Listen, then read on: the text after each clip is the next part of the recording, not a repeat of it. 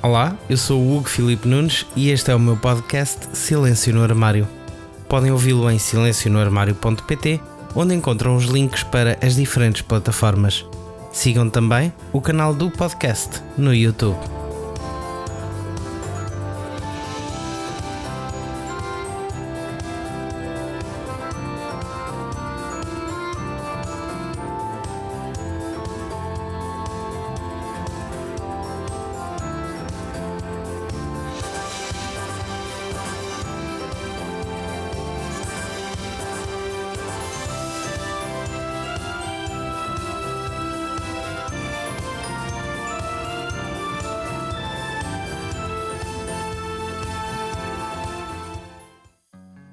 Já vos disse que saí do armário relativamente cedo e nunca tive vergonha ou necessidade de não ser eu próprio. A primeira pessoa com quem falei na minha família foi a minha madrinha e contei muito com ela para que o resto da família soubesse. Não cometam o erro que eu cometi, contar-lhe enquanto ela conduzia. Nossa, podia ter corrido muito mal. Com os amigos foi substancialmente mais fácil de forma geral, mas não foi assim com todos, né? Lembro-me particularmente, sim, porque eu fui menino do coro e fiz todo um percurso de catequese,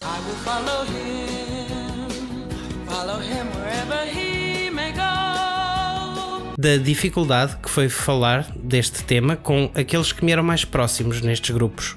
Mas, felizmente, as coisas sempre me correram bem enquanto homem abertamente gay. E talvez por isso, sempre foi para mim uma decisão óbvia ser abertamente gay. Vestir-me como quero, com cores e flores, andar, falar ou rir como quero. Durante o tempo que morei no Porto, sempre saí à rua como se fosse para uma festa no Pride. Sempre andei de mão dada com os boys. Deixem-me abrir aqui um parênteses e dizer-vos que compreendo que nas cidades mais pequenas seja mais difícil, mas acreditem, não é impossível. Basta unir-nos para mudar mentalidades. O meu namorado é do Porto, eu sou de Aveiro. E por aqui, apesar de tudo, as pessoas são um pouco mais despreocupadas com os outros. Nunca tive problemas, mas ainda há quem olhe de lado, ou pelo menos prolongadamente.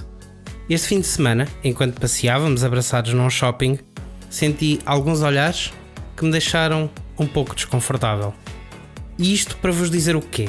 Que, se calhar, esta é a razão pela qual, no fundo, este podcast existe. Para que cada uma das pessoas a quem ele chega pare para pensar na forma como vê e interpreta as atitudes e o estilo de vida dos outros. Não quero ser nenhum herói que veio para normalizar o pensamento das massas. Apenas quero fazer a minha parte na reconstrução do preconceito. Eliminar estas bolhas que as pessoas criaram para marginalizar aqueles que consideram e entendem como diferentes. O nosso pensamento, ou antes, as nossas ideias, são fruto da educação que recebemos em casa e, posteriormente, das relações que criamos com os amigos. Ou seja, são consequência dos ambientes em que vivemos e é aí que nascem os nossos preconceitos. A meu ver, este prefixo pré existe para nos recordar que damos importância a estas ideias muito antes de darmos a oportunidade aos outros de mostrarem como e quem são.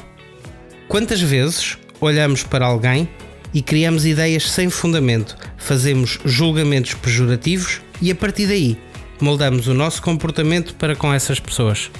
Quantas vezes discriminamos alguém só porque não se identifica com o padrão que nós definimos, seja pela cor da sua pele, pelo seu comportamento dispar do seu género ou por tanta coisa que achamos que foge a uma norma para a qual fomos, de certa forma, educados. Então, Hugo, e o que fazemos para mudar isto? Perguntam vocês. Assumam quem são na realidade.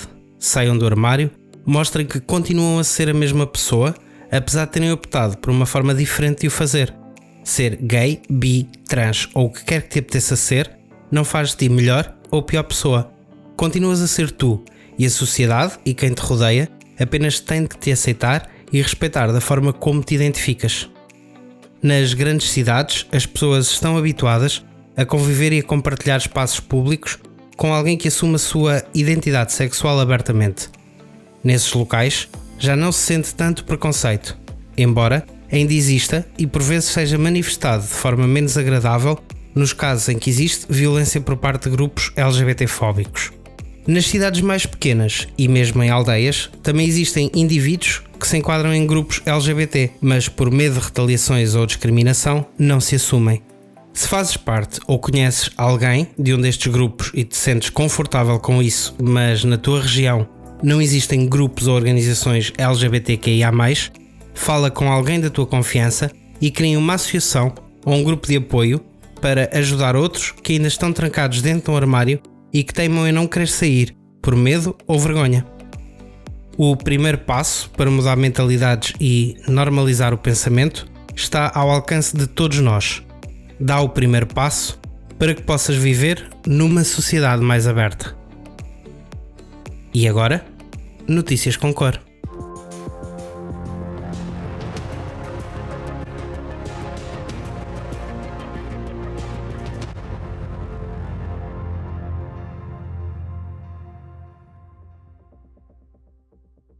O presidente polaco, Andrzej Duda, é o vencedor da segunda volta das presidenciais polacas, naquelas que foram as mais renhidas eleições dos últimos anos, com 51,2% dos votos.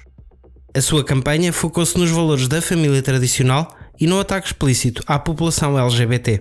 Duda focou a sua imagem eleitoral como defensor dos valores da família, com a apresentação de um pacote de medidas pró-família que inclui compromissos como impedir o casamento igualitário, a adoção de crianças por parte de casais do mesmo sexo e a educação de entidades LGBTQIA+ nas escolas. Essa estratégia parece ter surtido os seus efeitos nas zonas mais rurais, aquelas que tradicionalmente mais votam no partido Lei e Justiça, o PIS.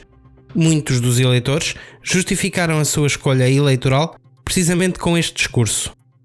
O jornalista Christian Davis escreveu: "O mais impressionante quando falei hoje com eleitores do PIS em pequenas cidades.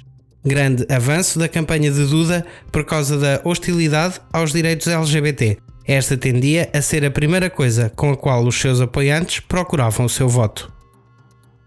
Foi apresentado no Parlamento russo um projeto de lei que proibia o casamento entre pessoas do mesmo género, depois do eleitorado ter apoiado mudanças na Constituição que definiu o casamento como apenas uma união de um homem e uma mulher.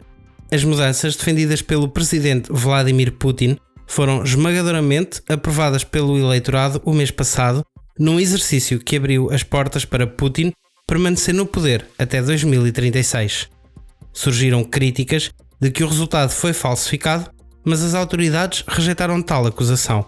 Putin, que se alinhou à Igreja Ortodoxa Russa e tentou distanciar a Rússia dos valores liberais do Ocidente, disse que não legalizará o casamento entre pessoas do mesmo género enquanto estiver no Kremlin. Consagrar uma proibição na Constituição significa que qualquer sucessão a Putin teria mais dificuldade em legalizar o casamento entre pessoas do mesmo género, mesmo que quisesse. Helena Misulina, senadora e uma das autoras da legislação, disse que a proibição de casamento e adoção também se estendia a pessoas trans.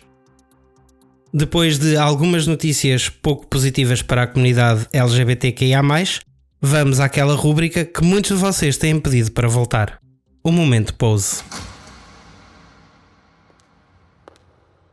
The category is live, work, pose.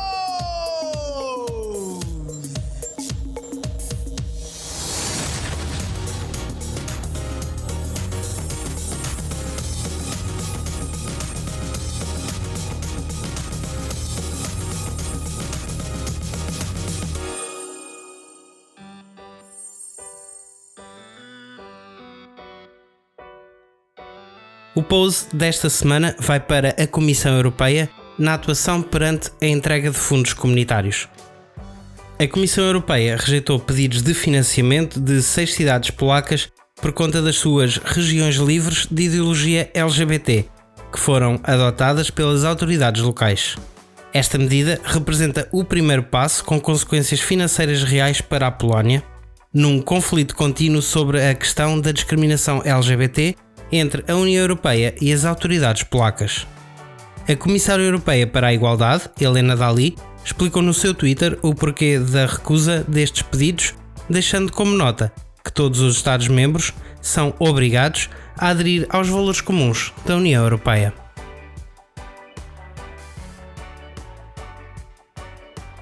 Eu volto na próxima segunda-feira. Até lá, acompanhem o Silêncio no Armário nas redes sociais, sigam, deixem o vosso like ou comentário. É tudo por hoje, até já!